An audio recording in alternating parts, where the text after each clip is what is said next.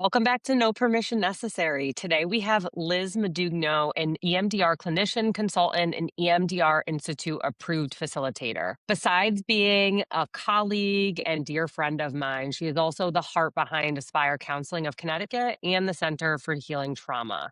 She helps clients heal through EMDR therapy and intensives while also supporting clinicians with consultation and advanced trainings.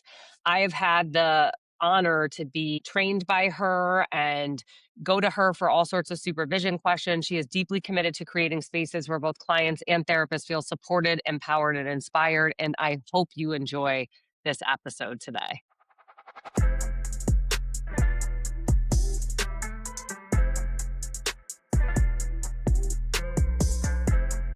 I've been up since 4. I've gone to the dentist and the gym already this morning. So I'm What ready for a dentist nap and is lunch. open at this time? 8 a.m. I was at the dentist. I had to get my new mouth guard. Like Invisalign? No, like a night guard, like a night guard. Oh, for Mine, grinding teeth. it was like for your 7 strep? years old, and it was disgusting. Yeah, yeah. It was They're it not was an cheap, act of though. self-care. It was an act of self-care to get a new one, okay? $770. Does insurance cover any of Are that? you going what dentist are you going No. to? That's I great. My insurance doesn't cover it at all. That Yeah. seems like they should. Like, It seems you a wanna little spend steep, though. you wanna spend It money seems a so little that they don't have to do work later. I don't think my insurance covered it, and I think it was $300, so Okay, well, I just went back from one dentist who wouldn't do it at all and also fucked up a cavity that I was in. So we transferred back to the original dentist. It's not in network with my insurance. So that's where we're at. so there it is, Oh, there it yeah, is, yeah. there it is. No, it was just the private, that was the rate. Yeah. No, clear on that. And if you think that I was going to shop around for a cheaper price and just get the thing where I got the last one, no shot. That's a good place to start. Do people shop around for things? Because I feel as though you don't really need to. If it's something that needs to be done, you just gotta just go for it. We had a guy who came to look at one of the doors, okay? One of the doors is missing like a little part. Who knows, right? I don't know. Yeah. But it won't lock, So it needed to be fixed. And the guy comes and he tells me what it's going to be and cost and whatever. And I'm like, okay, great. Parts are going to be covered because it's under warranty and I'm paying for the labor. My husband's like, the labor's too expensive. I'm like, where are you doing labor analytics? Like, what are we talking here? I don't have time to go. I don't have time. I'm lucky enough that I got somebody on the phone. Zero I chance. got them here. We're going with it. Yeah. If you would like to uncover this mystery of, figuring out someone else who is contracted with this specific door and these specific vendors, sure, but no one has time for that. No. Yeah. You kind of have to weigh how much your time's worth, and most of the time it's not worth it. Exactly. Yeah. Maybe Yeah, I need I to put a agree. rate on my time, like my personal time. I kind of think I'm about gonna that start. I'm gonna. sometimes. I'm gonna start doing I'm gonna start clocking in and out on everything that I do to manage the household, and I'm gonna start charging an hourly rate to the household. That's what I mean. I like Yeah, yeah. So when my husband wants to say all these packages are coming in the house, excuse me, that's part of my hourly rate. That's part of the deal. Okay. Yeah. I actually Actually, really like this morning we're going away. You'll relate to this because Liz and I talk all the time because about the workload, the group practice. I mean, I feel like we've gotten closer over the last few years because of growing our businesses and just the cluster that turns into sometimes. But this morning, Alan's like, actually last night, he's like, oh, who's watching the dog when we go away? First of all, we're going away on Monday. Neither pet has any plan. Okay. And I looked at him today and I said, this is what happens when I don't manage the details. And I made a very specific remark last week that if I had to do one more thing for one more person, like I was going to lose it. Like I cannot manage all of the details for all of the people and pets also. That's why there's no dog in this house or cat. Liz, do you have Well, animals? Yeah, we have a dog. Oof. Yeah. So, but we have Did a you have the dog before the third kid or after the third kid? We're the third kid. Yeah. So, but we have like a You college have student who walks them and takes care of them when we go on vacation. Yeah. Yeah. Was the dog, can I ask another more specific question? Because this comes up a lot. Was the dog the solution to the itch for the third kid where you're like, maybe I just need to get a dog? And then you were like, oh, the dog didn't scratch the itch. So then you actually had to have the third kid. No, actually, we got the dog during COVID. Oh, okay. So it's a COVID dog. Yeah, it's a COVID dog.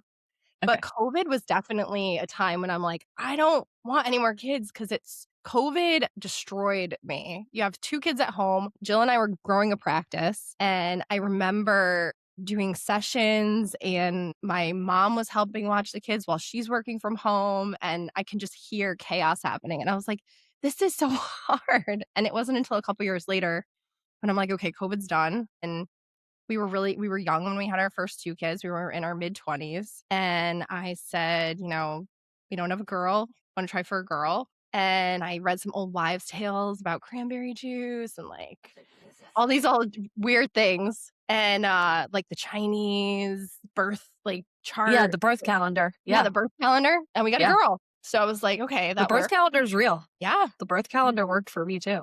I was like, this is the month. Like, we need to figure this out. So, yeah. And I consulted with Jill, and surprisingly, I signed off on this. Which is so weird of you, honestly. Listen, I'm a neutral party. I put my therapist hat on and I was like, well, it sounds like you really want to have a third. And so we laid out some scenarios of what that was going to look like. And the reality is, like, you just figure it out. Jill's never a neutral party with me. It's so weird to experience her in that light. What do you mean? I mean, yeah. Just a different dynamic. At this stage right now, if you were like, I'm going to go for a third, I'd be like, I'm really questioning your sanity right now, actually, because I don't know that that's going to be a good idea. But I'll be here when you want some support. I might say I told you so, but go for it. You may. Listen, I love a friend that says I told you so, because sometimes I also have to be that friend or colleague.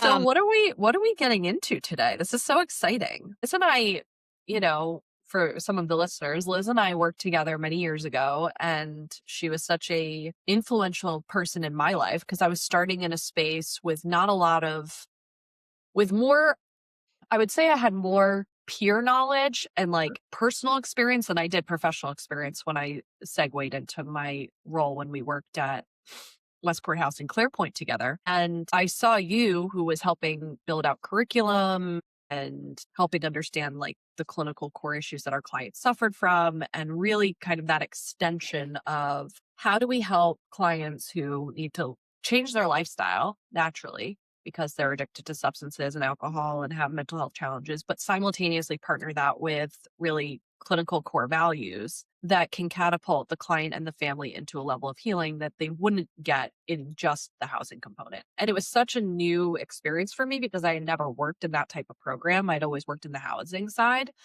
And I feel like we kind of grew up together in a lot of ways at that job.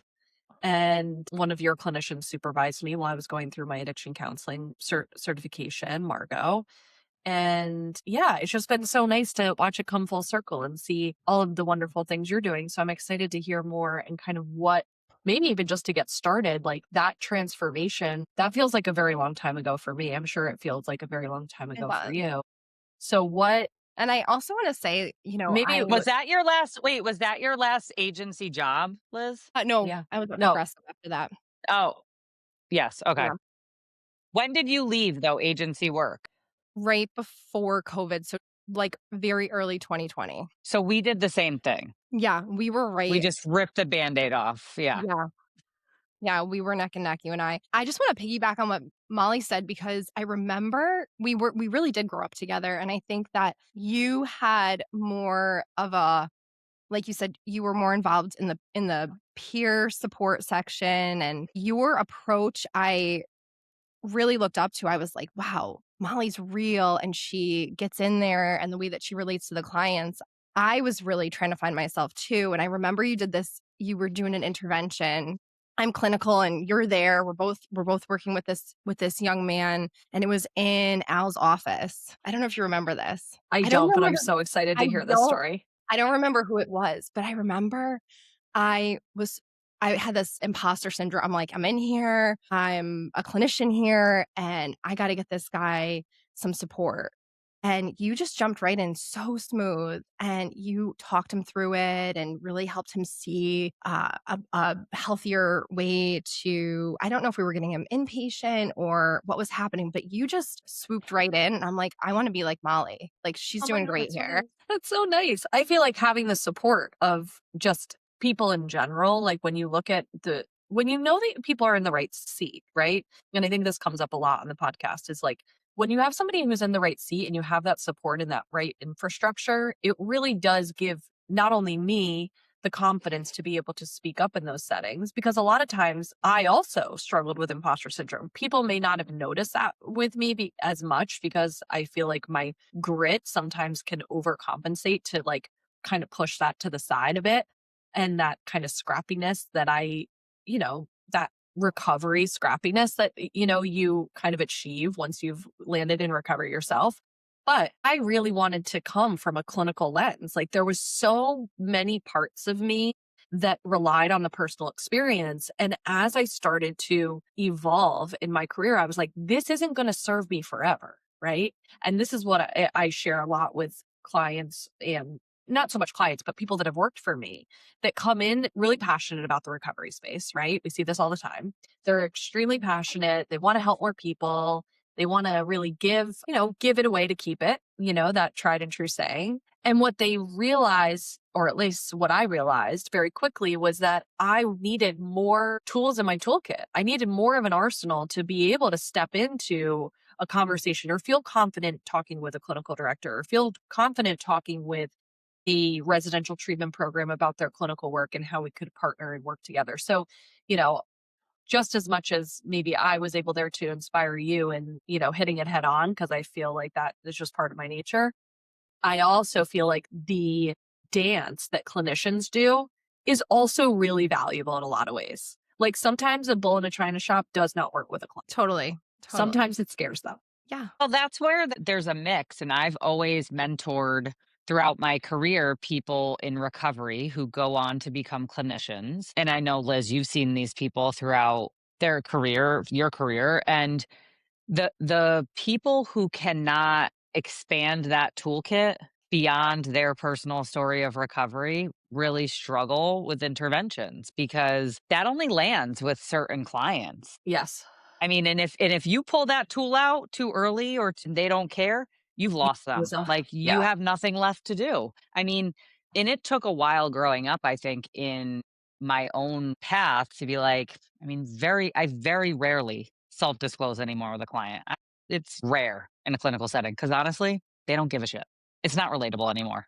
It's just not. Yeah.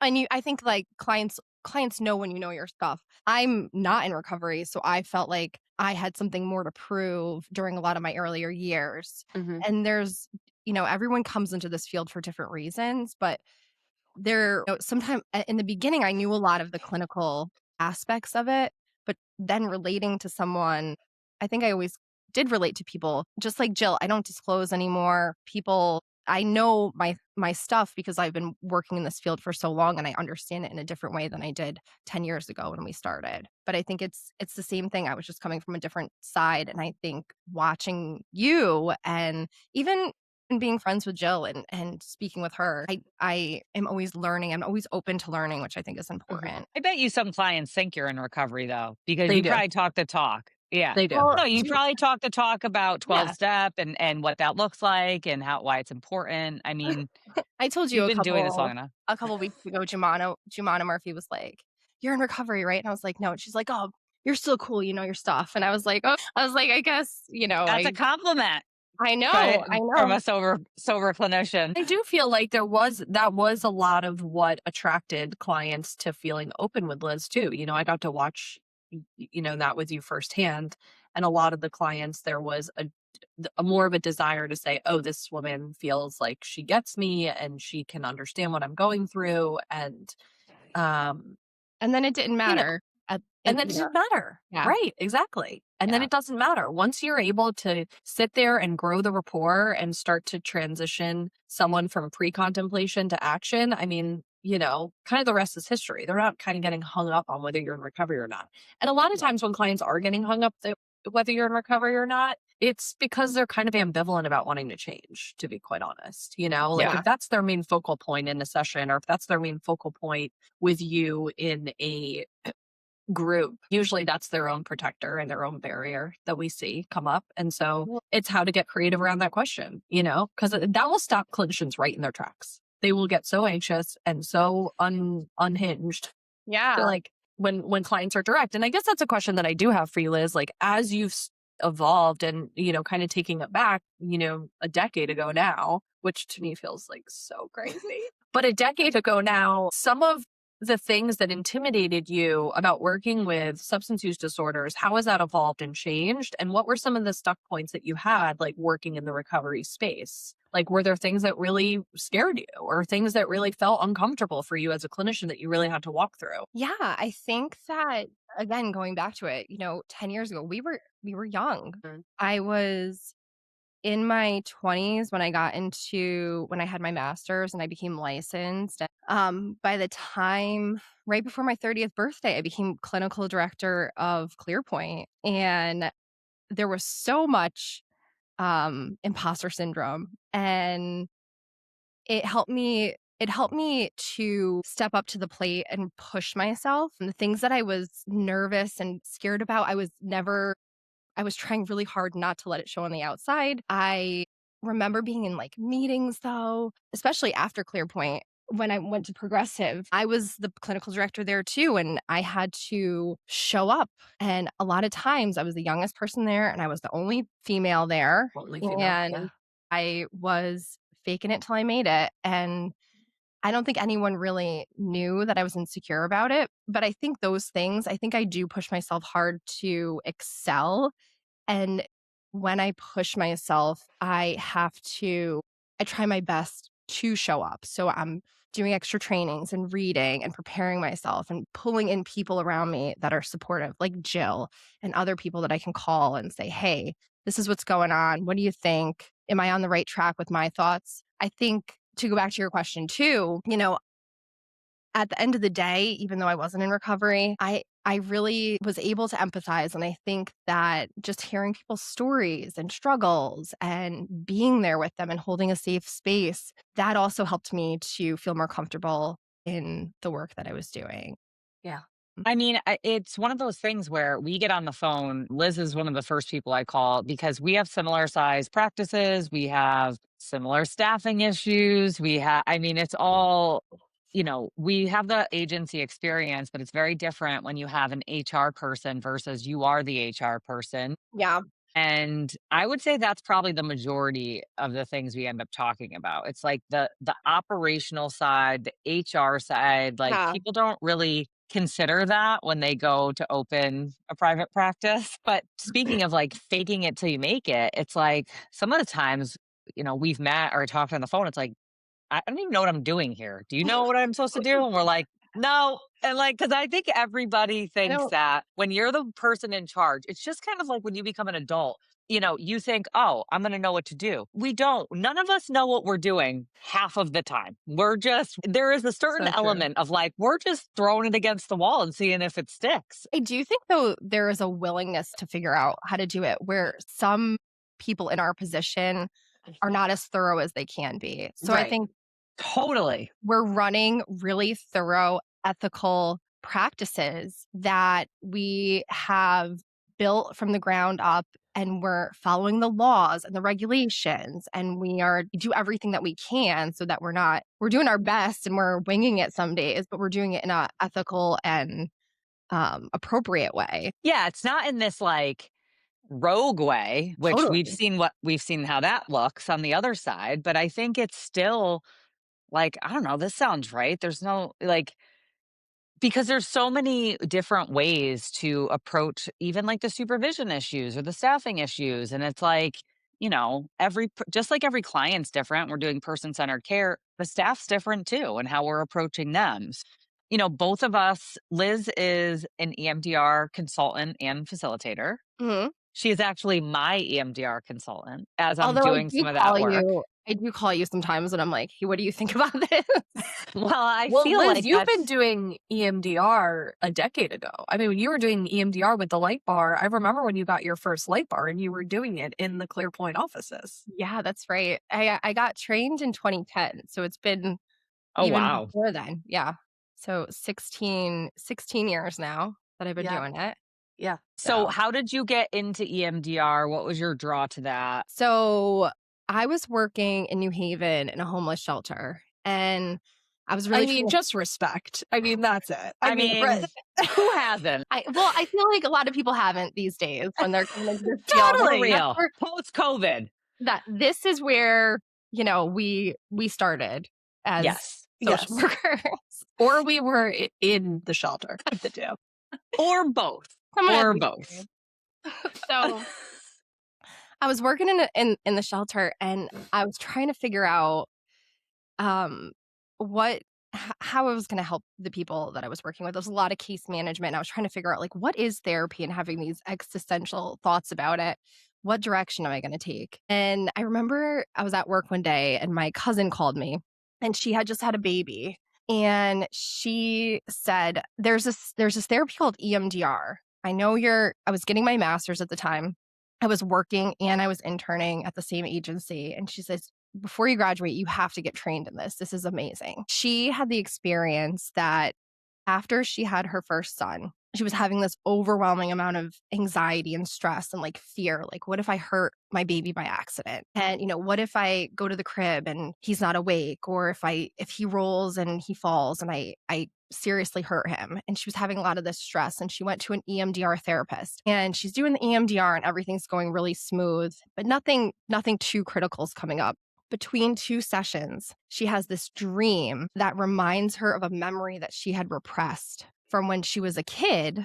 Her mom gave her a bunny, and she said, "You're the mom bunny, and this is your baby bunny, and you have to take care of this bunny." And she came home one day and she witnessed that a dog had gotten in the cage. And it was so traumatic to her and how she viewed herself as a caretaker that for years she became tearful when she thought about it and eventually just repressed it, didn't bring it up. And when she had her son, this narrative of, I'm a bad mom, I'm not a good caretaker, came up, and she ended up reprocessing that. And it completely changed her life. She no longer carried that fear around. She was able to show up as a mom, and she's like, "This is amazing. You have to try it out." And then that same year, while I was in my master's program, I ended up getting trained, and that's history. I mean, talk about, how the body holds the score. I mean, that is wild. Such a Well, good I think example, though, too, of how EMDR really isn't about the current, challenge that somebody's going through or the current, emotional response. It's more so, hidden somewhere in the body from years ago. one thing that keeps coming up a lot in recent clients that I'm working with is, and this is related to that, where attachment trauma is a big thing, number one. But number two, like just childhood stuff that happens. And I think when people think of EMDR, they think of trauma and they think of big events, assaults, war, accidents, Right. these big dramatic things, right? But more often, what I see EMDR being helpful for, and I'd love for you to speak about this, is when people become parents. I see this as a very critical point to people in their unraveling a lot of times, because what happens is you now see a part of you outside of yourself. And at different ages, where maybe you have these events that happen that you may not even relate to as trauma, but they're Mhm. events that happen in your life. And you start becoming activated by them, but you don't even know that you're activated by it. You don't know that that's the reason. Like, can you speak to that? Or, like, do you see clients like this happen? I'm sure you do. Yeah, yeah. So, I know Daniel Siegel writes a lot about this. I don't know if you read the book Parenting from the Inside Out, but it's the same thing. It's that we have these experiences as kids, and then when especially the ages that the experiences Yes. happened to the client, when their child is going through the same thing, they start to project and, like you said, unravel. and they're maybe not as clear where they're coming from, and it's not. I think EMDR, people have the idea that it's for PTSD, these big events, and a lot of the people that I'm seeing, I mean, I think depression and anxiety disorders are created from traumas that have happened to people, and those are great diagnoses to also use EMDR on, because those negative beliefs that are coming up around the anxiety and around the depression stem from experiences that usually happen to these people when they were younger, and they've formed these new beliefs about themselves that they carry, and sometimes very subconsciously. I mean, we do Yeah. we do a float back. In EMDR, where you basically bring up something that's present, that's disturbing someone, and we ask them to bring up a picture, their negative thoughts, what emotions come up for them, and where they feel it in their body. When did you feel like this earlier in your life? And people will come up with experiences they haven't thought about for years that we just tapped into with this question, that doesn't get brought up if you're just asking someone, "Hey, tell me about bad things that happened to you. Tell me about the traumas that you experienced." No, because they minimize it. They minimize it as something that's even like a thing because our conscious self has judgment around that, right? Like, oh, well, one thing that comes up a lot is like, a parent that was absent a lot or missed things because they were working. And so then the lot or they weren't attuned to them in some way. The logical self comes up and it's like, well, of course, that's how they provided for us. Like it was totally like they had to do that and they justify it. And it's Yeah. like, but two things can be true at the same time. They Yep. could have done the best they could providing and you didn't get what you needed from them. Mhm. And how do we then process and resolve that? And so the flip side of that is really having that therapeutic rapport with clients to say like it's okay, because some people have really good relationships with their parents as adults and it's hard for them to look back and say I didn't get what I needed from my parent. That feels like that doesn't feel right for me to say that. Yeah. What do you feel like is a common misconception, knowing that you've been in the trauma EMDR space for a very long time? Probably before it was even, most likely, it was not as much of a relevant hot modality, back 15 years ago. Where do you feel like there are misconceptions around trauma, EMDR, the impact of social media, people Mm, self-diagnosing? I mean, we could probably have a litany of, questions on this, but, what are some of the ways what really kind of grinds your gears about a clinician who's practiced for as long as you have? I think social media is a huge help and a hindrance for therapists, because people are coming in. I think just like with medications, people used to see them on TV and be like, "I want this medication. I have this Right. disorder." Now they're coming in and they're throwing around words they really don't understand. Like, "I have a dissociative disorder." And I'm like, "I'm pretty sure you don't. Let's talk about what that means. Where did you learn this information?" I think that it helps. I think some things that help is it's social media has made trauma, people become more aware of trauma and what experiences could be seen as traumatic. But like you said, the things that grind my gears is when they're coming in and they're saying they're almost either getting their therapy from social media, or Right. I have a lot of clients for Chat GPT. Yeah. Hey Liz, we talked about this thing last week and I Chat GPT'd it and it actually said the same thing that you said. And I was like, I know. I only got a master's degree for that. Thanks. An So extensive post grad training, but so I think I'm glad.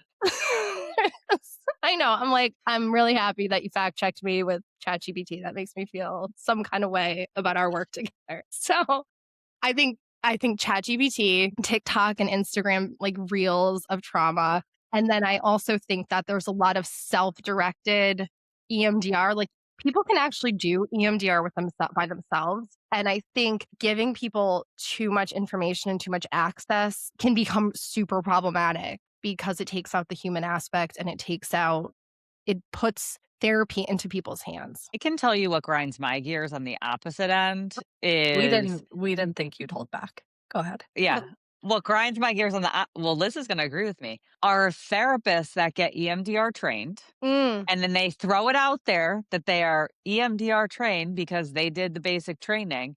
and then they get zero consultation from there. And then you get the client that saw them and they Yeah. don't want to do EMDR. And then you ask them, just explain to me what your EMDR process looked like. And it is nothing like what EMDR should actually look like because they've never gotten consultation since the basic training.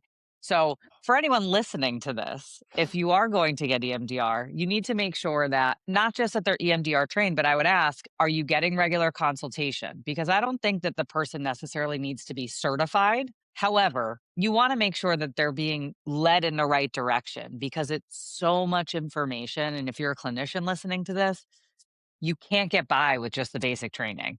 You just can't. Well, I think that's consultation in general, right? So when we think about, zooming out, not just in the EMDR space, but behavioral health space or whatever space you work in, the idea is that you become a master of your skill the more you put in the manpower and the hours.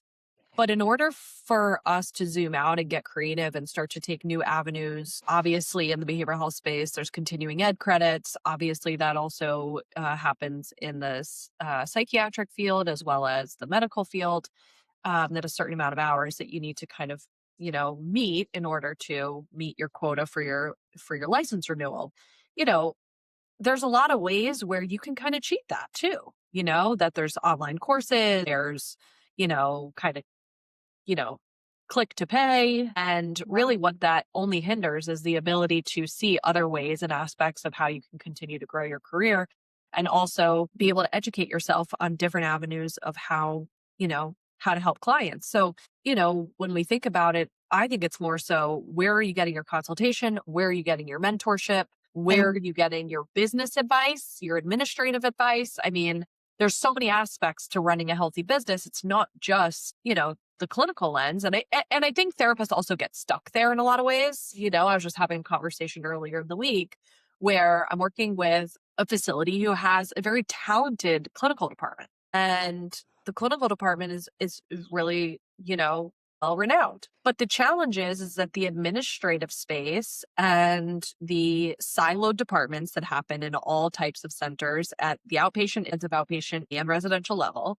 as well as hospitals, become kind of like on the back burner for the clinician because the clinician looks at it as like, oh, well, you need consultation for clinical work, you need consultation for this group, you need consultation for an intervention. But what they don't realize is that how is that whole department also intersecting with all the other areas? And I think that's, as a clinician, you have your clinician hat on, but maybe Liz, kind of share a little bit about how you've had to expand that as you've created your own business, because the same hat that you wear in the clinical space working with a client is vastly different than probably what you need to do with your CPA and your policies and procedures and how to stay within the state guidelines, which really have little to nothing to do with clinical work. 100%, 100%. I think that there's a lot of compartmentalization in your brain when you're working with different aspects of a business because you're right. And I actually like to almost separate those different things that I'm doing on different days. So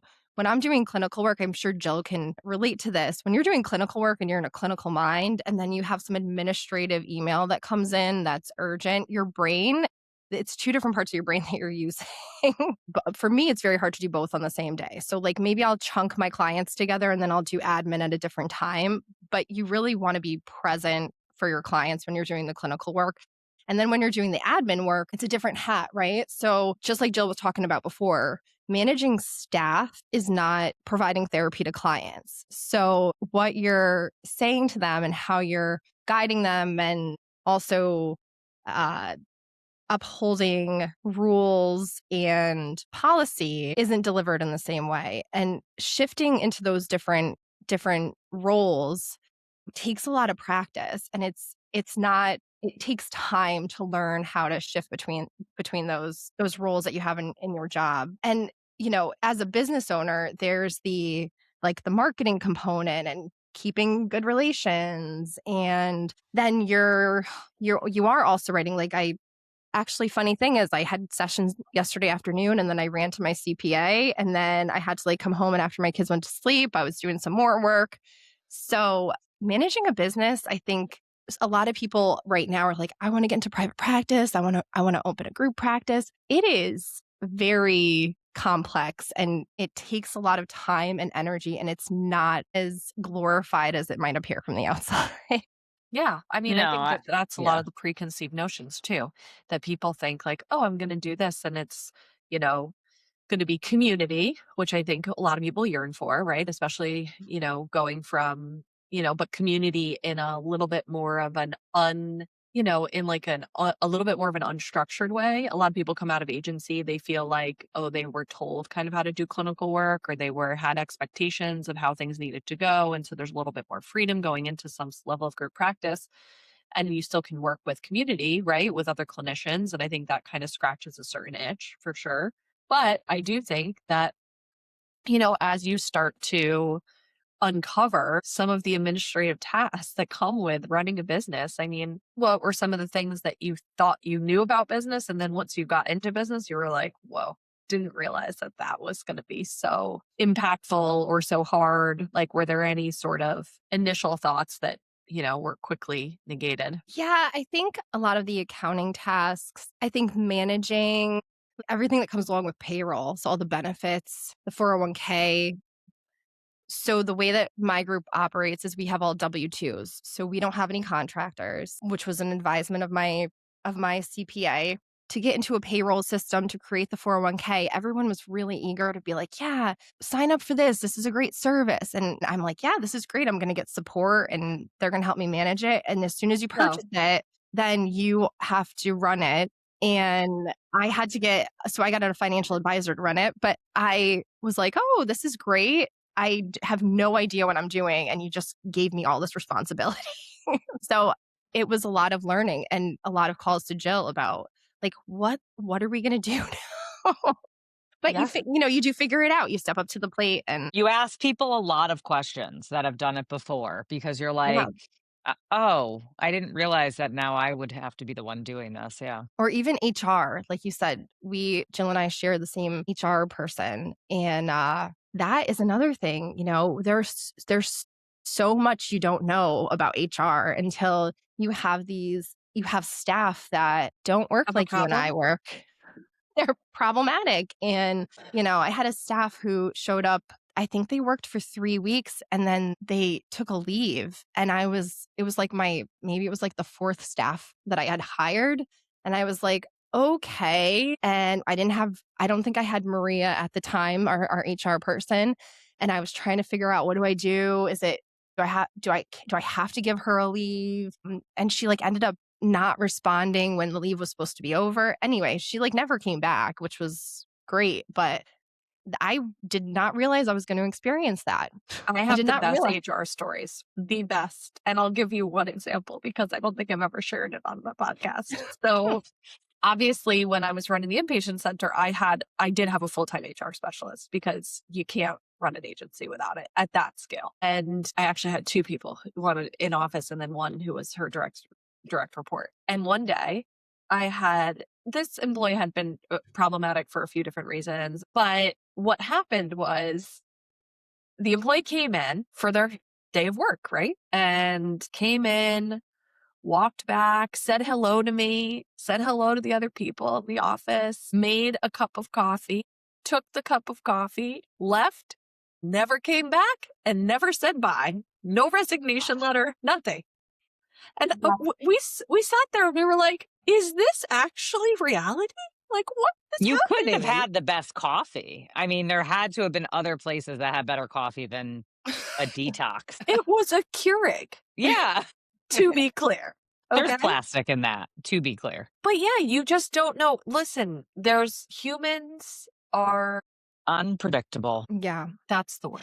And I think what happens is, I will say, and I know that we all have talked about this, because of the work that we do and the training that we have as clinicians, I do think that we have a higher standard in terms of behaving correctly. Because it's like, Yeah. we're pretty much trained on human behavior and how to kind of like, I don't know, show up and do things in the right way. But, I do think that that part of it ends up being also a mental drag too, in terms of the relationships you built. We've talked about this a lot on here, and I know Liz us privately, where you have relationships with people And I think over time, it's not that you get desensitized to it, but when you have people who are performing at the level you want, you can't hold you can't hold underperformers on your staff. It brings everybody down. And it's like having to have those hard conversations Yeah. when you have relationships with people is really hard.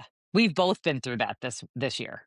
Yeah. Yeah. 100%. 100%. How do you hold people to high standards without burning them out? That's a good question.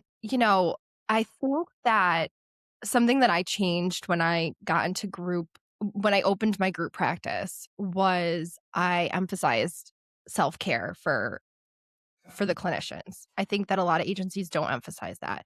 So we do try to prioritize the relationships by doing team building, and we have weekly supervision and weekly team meeting, and we do EMDR consultation, and we have people from outside come in and speak, and we have training opportunities. So um, there's a lot of room for connection internally, which I think a lot of practices don't have. And I think that's what people are looking for. So you're right. When you're forming these closer relationships with people and then having to hold them accountable, I think that Right. the way that we've structured Aspire Counseling, which is the practice that I own, is that right from the beginning, we are really honing in on how are we doing notes? How are we meeting with clients? We have an orientation. Notes and supervision we have a uniform way of doing a lot of things where, when they get into the therapeutic process, there is some flexibility on how they're working with the clients on their own. But there are a lot of things that we have a handbook. We can refer back to it. Everything is in writing. So a lot of times there are reasons that things are done a certain way. And I can say, this is already written down or it's not written down and I have to put it in there. So in the future, this is just the way it is. And this is just the way that we operate. And I think that being organized and holding that standard right from the beginning is super important. Jill and I talk about this. Sometimes we get closer personally, we'll have a connection with a staff member. And then when you have to say how things have to be, because we are running a business, it's hard because you have to put the business first because, at the end of the day, I have 10 clinicians that they have to get a paycheck and this has to operate. And I have clients that they rely on us. I ran the numbers. We've served over 1,200 clients since we've opened. And we need to make sure that we are operating efficiently. And that's a priority. And sometimes it's really hard when you're telling someone that thinks that you're more friendly. I mean, we are friendly, but it's the business at the end of the day that we have to look out for. And it's tough because no matter what, I do think there is a component of, well, you're just making this decision to line your own pockets like that at the end. Yeah, And it's like, well, you if should you see looked my at pocket. the big picture and like how much we work and how much we do and like XYZ, it's like, it's not about that. It's not like that easy of an equation. Yeah, I think people think you own a business, so you must be raking in the dough. I'm like, it is hard and you're not getting the payout that you think you are, especially when you have all these Well, it's also barriers. the risk, right? So you're taking on a lot of risk and liability to treat and serve a population that already is compromised in some way, Yeah. right? They're already having their own mental health struggles. So it's not only the personal, it's the personal tax that it takes on, a clinician or practice owner. But, I think that over time, what I learned is the individuals that show up with that type of energy or that type of rhetoric, they're never going to be a healthy individual for the business. And so what I found is that when that comes up, it's just like, hey, this might be not a good fit. And being transparent with people. I've Yeah. always said, if you do not feel as though your needs are being met, wonderful. You can go find another job. Yeah. Because at the end of the day, this is what I have to offer. There's nothing to really argue on. Like Yes. there's obviously little tweaks and changes. And I was just talking with another agency about this, like when you do, say, annual staff surveys. And a lot of the things that come back can be things that are completely out of your control. You're never going to be able to change. We've given some examples like insurance rates going The up. insurance We don't premium, have like control over Yeah. that, right? Like they are what they are. But there are other little changes that can be really helpful for staff that go a long way, whether that's a team lunch, once a quarter, some Yeah. sort of, networking event. And so as we start to unravel some of those areas, hopefully that props the staff up to feel like, yes, you're being attentive, but also that some of the things that are non-negotiable will always stay non-negotiable. Yes. That's meeting the expectations of X, Y, and Z as it was laid out in your job description upon hire. Yeah. Yeah. 100%. Well, And we had an advantage working in agency. And I know that Yeah. I've worked with people in consulting jobs, people who have called me for mentorship over the years. And, you talk about running an ethical business and you answer the question, you say, well, like, you have to have a handbook for this reason. You have to have policy and procedures for this reason. Well, I don't want to spend my time doing that. That seems like a lot. Well, you know what's a lot? When you don't have these things and then all hell breaks loose because now you have the staff doing all different things. Like you as tedious as some of these tasks are that we do administratively, it does make it easier. And I think that's, yeah. one of the benefits of working in an agency because you see why that's useful. What's Right. something that you've had to like unlearn as a business owner? That's a tough question that I've had to unlearn as a business owner. I think the thing that comes to mind, like I said before, as a business owner, you support your staff in a different way than your clients. And that could be really tough. You could be friendly with people, but we're not, you still have to be their boss. You could be supportive, but setting those boundaries and adhering to them, when somebody's asking you, oh, can you do this or that? And going back to, no, these are the rules and it's the same for everyone and it's out of my hands because this is how we operate. That's can be emotionally difficult. And that's when I call Jill. I'm like, oh, like today was a tough day. Or she'll be like, "What do you think I should do?" I'm like, "Nope, cut it off. No, Jill is like, absolutely not. Jill's like, no, don't do that. And I'm like, not Nope." even a little bit. And she's like, no, don't. And I'm like, okay. So I do this like, I'm Jill, like, let me tap into my Jill Griffin side. And I'm like, no. So I already know what Jill's going to say. I just need that pep talk sometimes. It's so interesting because I feel like on the flip side, a lot of clinicians have trouble holding boundaries with clients. Okay. And Appropriate ones? well, not even that. Like they're just not willing to tell them the hard truth sometimes that they, kind of skirt Yeah. around some of the challenges. And I feel as though, the reason why Liz you've always been very well respected, especially in the behavioral health space, is because you haven't shied away from saying that to clients. So it's interesting to me that you say you struggle a little bit on the employee side because I feel like most people struggle with the opposite, with the client side. It's sometimes clients though too. Yeah. Sometimes because she cares, she'll be like, "Oh, I should do it for this one client." Liz, if you don't want to do it for all of them, don't do it for one. No, she's like, you're not going to feel good about this in 6 months. Think about future you. I'm like, you're right. Oh, like I've already played this conversation in my head before I called Jill like 3 times. I'm like, I know what she's going to say. You could just tell yourself this. I'm like, I want to hear Jill. Well, I also, one of the things that just came to mind when you said that, Molly, is something that my staff is struggling with boundaries, which is a late cancellation fee, which seems like it's like this business thing that ends up being a clinical thing because if people don't have skin in the game, they're just not, if they know that you're always going to waive the cancellation fee, then they're always going to cancel on you when therapy becomes a thing that they don't want to do, which let's be honest, is most of the time when you're doing tough work with clients, especially when it starts getting nice outside. People are like, "Oh, I'd rather go and do the softball game or the this or the that than therapy." And so we had to have this really real conversation with the staff. And a staff person had brought up that they didn't feel like it was ethical to charge a late fee. And so we had to have an entire conversation about how this is actually a boundary and how your cancellation rate is higher than the rest of the staff and like how that correlates. Yeah, but this is also, when you come from, an agency, you learn that, right? So like if somebody comes in for residential treatment and they stay for a week, you best believe on that guarantor paperwork, it states no refunds if you leave against staff advice or medical advice.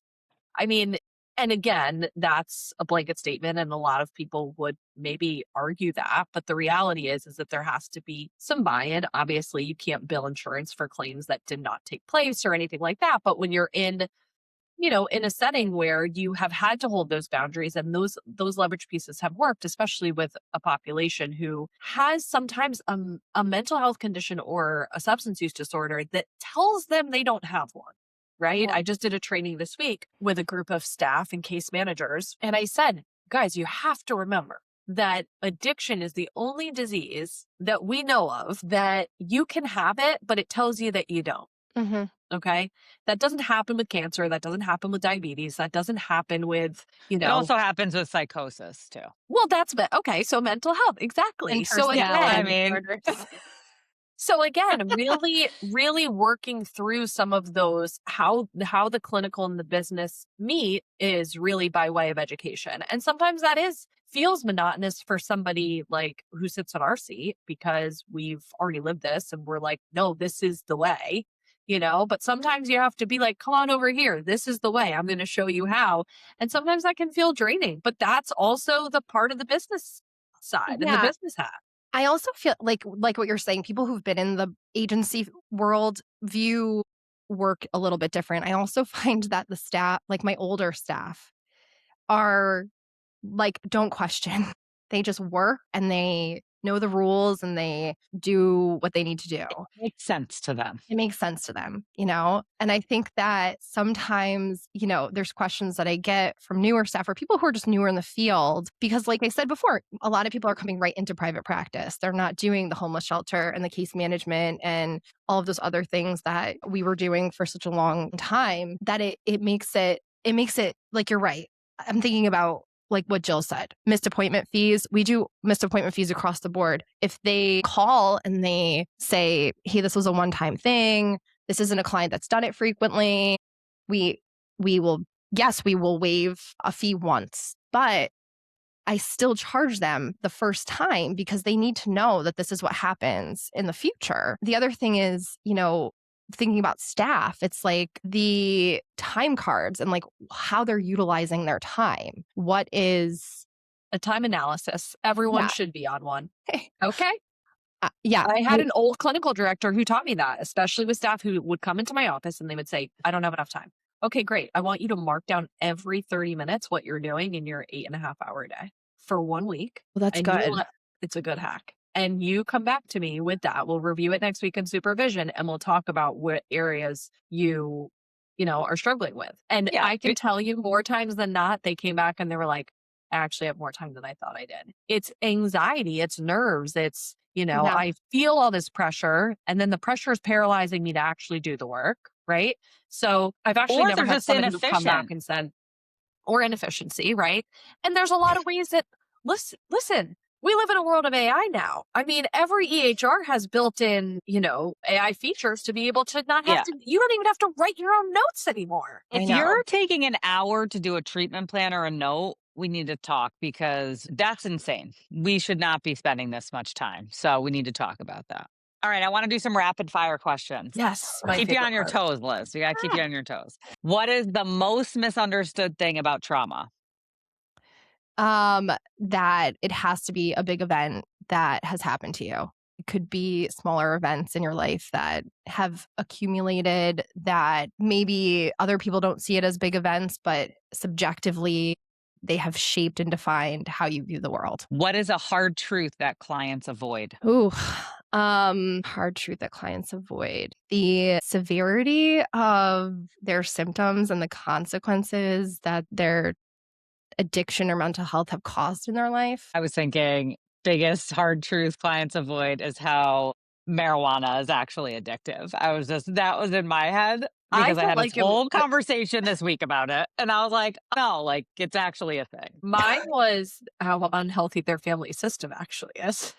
Oh boy.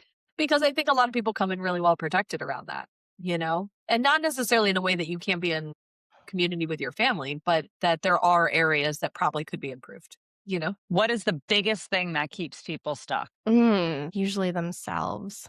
So their fears of what their life could look like if they work on their issues. Sometimes they think it could be worse, or they don't know what it's going to be like, so they don't work on it as hard as they could. I think like you and I know, both of you know, there's different parts that people bring to the table in therapy. So sometimes there's a belief instilled in one part of us that we can't shake in order to see the other parts of ourselves. So I think that's it. Can you heal without doing the hard work? No, absolutely not. I think that you have to do some kind of hard work, and it doesn't have to be therapy. You don't have to see a therapist once a week. There's different ways to do work, and that goes for I'm a proponent of EMDR because I've seen it work and I've seen how it helps. But have other people resolved trauma in other ways? Of course, but it's usually not easy. It's hard work. Where do therapists get it wrong?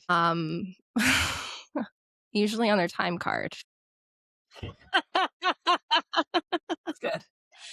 Therapists get it wrong. I think therapists sometimes they're just too textbook, and I think there's a human factor to therapy. I also like the one thing I'm thinking of too is like when I interview therapists, it's not that they get it wrong here, but they all have the same answer. What's your biggest strength of why'd you be a therapist? What qualities do you have? And what's the number one thing that everybody says? Compassion. Empathy. I'm so empathetic. And I'm like, okay, you need other things too.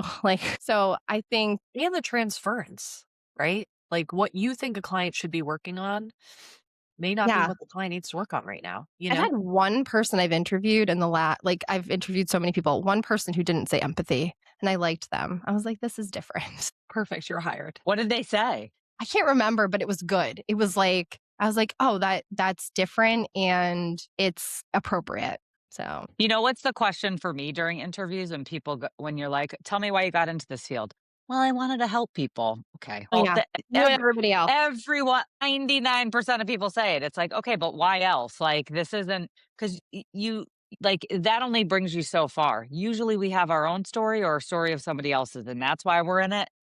And I get that, but I don't know. I don't think it's all it's cracked up to be too on the other side of it, like when we're in the work. Yeah, I think that it's not everybody. Gosh, I have like all the answers now for the questions you asked me before. I think that piggybacking off of that, one thing that gets me is that everyone wants to be a therapist now. And I think that maybe they need to go to therapy. I think that it's, and it's okay. Like if you're really called to this, but I don't think everyone approaches therapy the same way. And I think that like Jill and I talked years ago when Jill was teaching, I think that there's like a money, like the universities are pulling people in to become therapists. And sometimes they're graduating and they haven't done any work, and they really can't empathize with a homeless person who has an addiction because they haven't ever worked with that person. And I think that's what makes it hard, is that when you're a therapist or you're seeking a therapist, you don't always know if your therapist has done the work, but internally, therapists should be questioning, have I done the work to be able to meet someone else who's in a really tough space, and that counter transference to that towards them? Can I either work on it with somebody if it comes up, or have I done enough work to be where I'm at today? And that's when you're supervising staff, you start to see what kind of work may need to be done still, because it's coming out in therapy. And that's why I love Liz. So at the end of every episode, this has been amazing. I feel like we could talk for hours. One of the ways that we end every episode is that we ask our guests to give a permission slip to the listeners. So if there's one area that you would give permission to our listeners, what would it be? Permission to try, even though it's hard, just to try hard things. Amazing. Such good feedback.